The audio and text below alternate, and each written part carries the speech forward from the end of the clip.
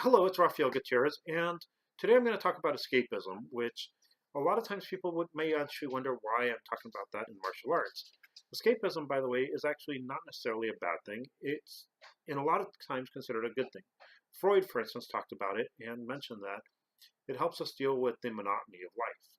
Now, before I actually talk about that, I got a book that I'm reviewing right now, and it's called Research of Martial Arts by Jonathan Bluestein. You can see it here. And I've actually only read a couple chapters. Already I do enjoy it, but one of the nice things about this is that he doesn't seem to talk out of just wanting to make something as he making something that is, you know, he doesn't just talk about something because he wants to talk about it. In fact, what I find is he has a appendix with all the references he used, and what we have is 190 sources. Now, some of these sources are in Aikido, some of them are in internal martial arts, some of them are Kung Fu related, some of them are actually, some of them are Cerebral Cortex Magazine, which is a research paper. So you actually, in this one, have a lot of references, which right away tells me that this person actually took a lot of time to make sure that what he's actually saying here is not just his opinion, but is supported by other people's opinions in other fields. Now, I think he was actually really ambitious. As you can tell, the book is thick and it'll take me a while to get through it. But he does actually take it to a research of martial arts. So he's looking at all the martial arts, probably not all, but a lot of martial arts, not just one. I do a lot of my stuff, the research I've done has been on Okinawan karate mostly. And I infer that you can do this with other arts, but when you're dealing with multiple martial arts, it can get complicated, as you can see. We're talking about almost an inch, so I'm looking forward to getting deeper into it. Now, about escapism. Alone, escapism is a good thing. I mean, you think about the monotony of life. You wake up, you go to work, then maybe you do karate, and that's your escapism. For some people, it's a Sunday game. They work all day, they live their life as it is, and then Sunday they manage to watch a game and they get really interested in it. And as you get into this escapism, you can actually start doing certain things. One is you start researching. For instance, me, I actually will research everything about martial arts. I'll look into the anatomy, the physiology, the injuries, the history, and try to actually make an idea of what this is. It is an escapism. I do try to relate myself to the past, but in fact, I don't have to worry about a lot of the things that the old masters were dealing with. Now, sometimes people take this escapism too far. I mean, we've all heard of the people who claim to be able to do a no-touch knockout, but it only works on their students. I've mentioned people who claim that certain things happened in castles of Okinawa, but the castle of Okinawa looked nothing like that. By the way, if you're interested in Okinawa, I did write a book about traveling in Okinawa. It is novel-based, so let's see. Here are some of the rarest things. Other times, people tell you things that they believe because their head instructor told them so. Now, I'm not going to say that the head instructor doesn't know their style, but one of the things that has happened is people have told me, well, my head instructor said this, and it contradicts what you said. And I say, well, I went to medical school. But the argument usually goes, but my teacher's a 10th dan. And I say, well, I went to medical school. Now, nowadays, people are actually kind of neglecting academia. That's actually one of the reasons why, and I'm going to put it out again, Jonathan Bloomstein's book is actually important, is he takes an academic approach to what he's writing. Now, besides that, a lot of people aren't looking up and are not really looking at academia. They actually deal with their escapism more. And it happens a lot. Right now, for instance, in the U.S., people are talking about making sure doctors get more training to prescribe opioids. Now, I'm not going to say, oh, there's anything bad with, making people pay attention to how much opioids they're prescribing. These are analgesics. But you have to remember, doctors went to school for 4 years of undergraduate, then took 4 more extensive years where you can't work while you're doing this to train in medicine. And then most of them, not me, but most of them will end up doing internships in whatever they're going to go through. So you're talking about someone who has more than 11 years of training, and we have some stupid politician trying to say, oh, well, I'm going to make a course that's going to help these people prescribe opioids. Uh, by the way, most politicians, if they have a bachelor's, I'm pretty impressed. A lot of them are lawyers. If you want a lawyer to determine your health, well, I'm not even going to go touch that. But the thing is, a lot of times people, through their escapism, start believing that they know more than someone who has taken 11 years of training. Now that's actually on the low end. If you go to some of the specialties, this person will have 15 years training easy, 20 years on top of, and then their experience. If someone is going to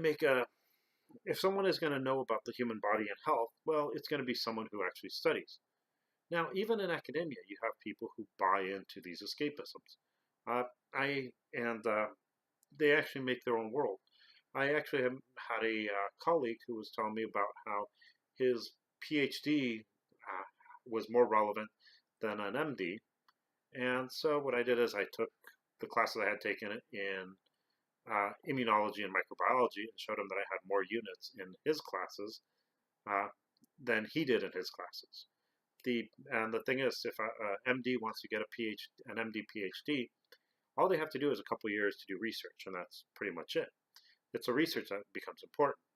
Not bad-mouthing a PhD, but I'm just saying a lot of people don't understand what education really is.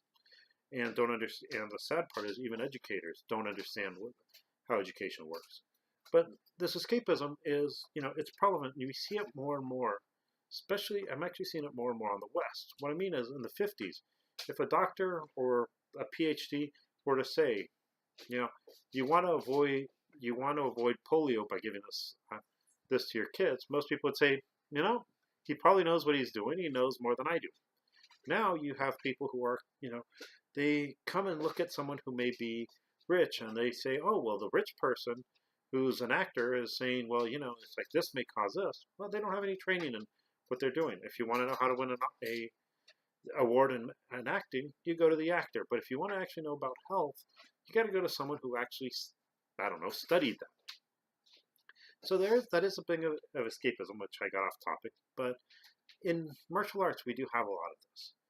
And a lot of times people don't realize that this is it. It actually kind of falls into that martial cult thing too.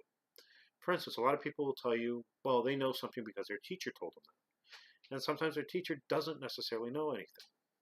I'm actually lucky. My teachers have actually been the type who have asked me what I think when it comes to human health. And I have actually had a lot of great teachers. Now, one of the teachers I will say that I have, and this is, I'm not trying to say, but he's actually found in this book, Essence of Okinawan Karate Do. And that's this gentleman here. This gentleman here is named Tamaki. He's actually still in Okinawa. He teaches at one of the dojos, which is owned by Tokashiki. And he's there. He's the one who's in Shoshin Nagamini's book. And he does teach. And a lot of times what he teaches is different than what other people who are supposedly high ranks are telling me is the way it's supposed to be done. Now, I believe my teacher because in part he's high rank, in part because he does take input from other people.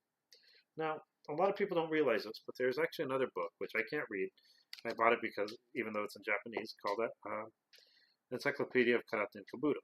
Now, in here, one of the neat things is you find Tamaki-sensei. So, here's a gentleman who's on 2 books, which are considered pretty standard. And you have people who, well, yeah, but my teacher got his 10th degree black belt when he was 20 years old. And I kind of look at that and it's like, well, that's a great escapism. But in reality, you have to look at what's real.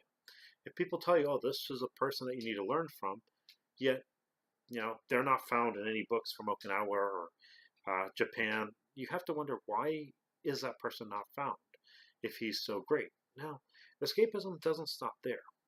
Some people, yes, there is, you can say, okay, well, someone knows something because of other outside training. That's fine.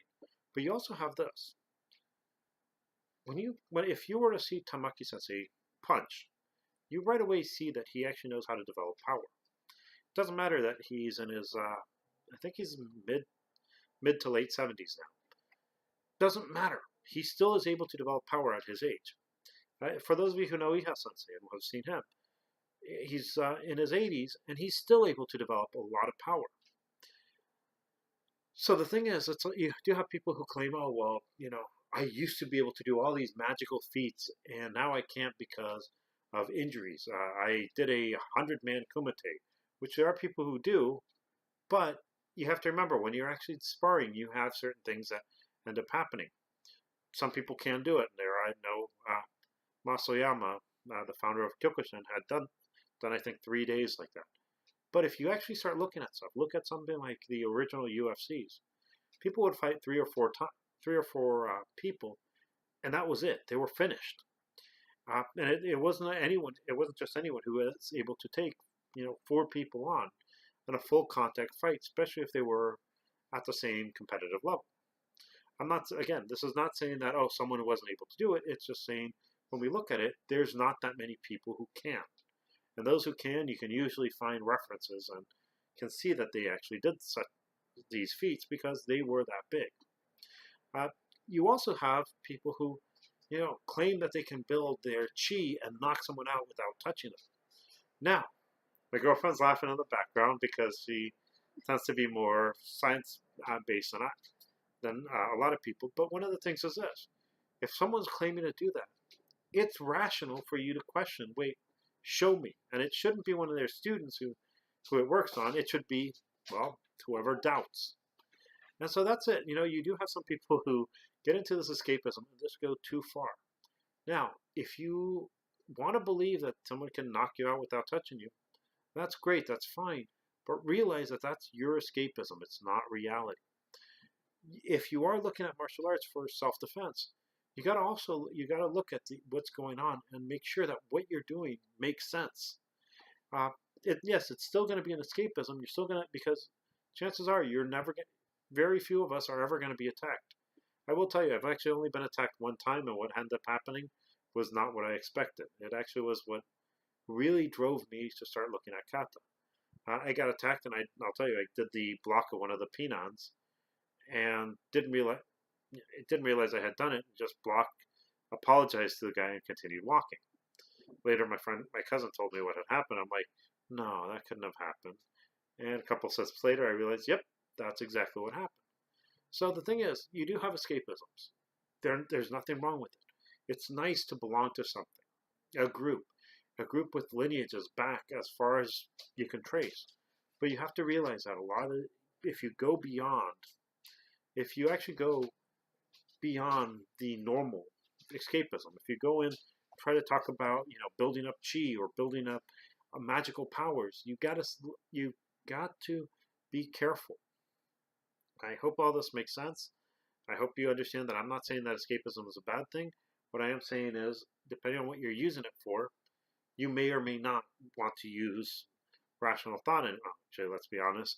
You do want to use rational thought. You do want to actually use references a lot of times outside of this. And hopefully, this will help you in your martial art road. If you agree with me, please let me know why. If you disagree with me, please let me know why as well. If you enjoy this, please subscribe.